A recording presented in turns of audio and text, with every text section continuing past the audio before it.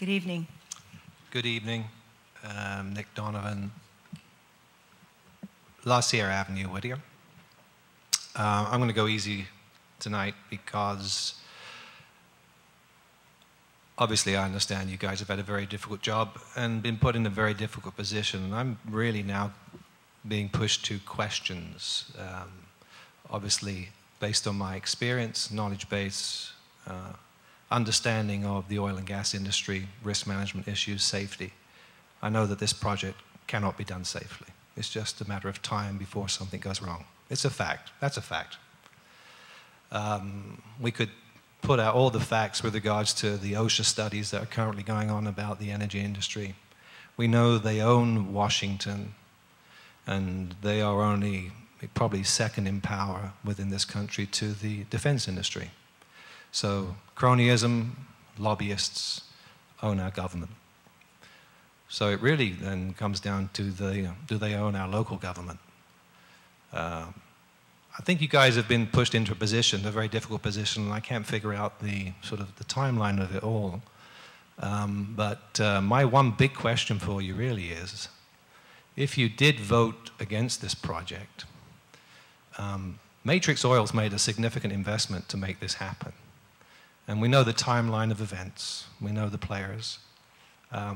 Who pays them back when they don't get this deal?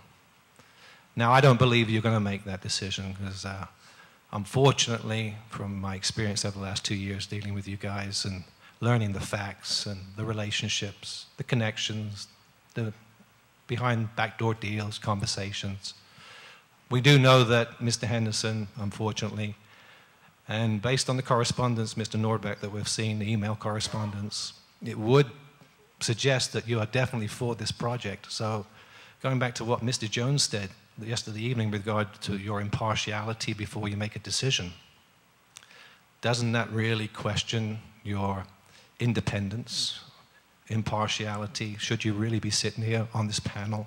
It's just a question for you, gentlemen and ladies. So Mr. Jones, maybe you could give us an answer to that one. But going back to also to the original question, who's going to pay the tab back to Mr. McCaskey? I mean, it's just something that I keep thinking about. I know I've heard numbers in excess of $4 million that Matrix Oil has invested in this deal over the last few years. If they lose, I'm sure they're going to come calling. So what exposure does the taxpayer of Whittier have to that issue?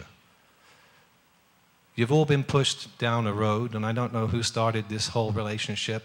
Probably Mr. McFarland has been shepherding his friends in all evening, giving them their script. It's funny, they don't stay for the rest of the evening, do they? Thank you, Mr. Donovan. Thank you for your comments.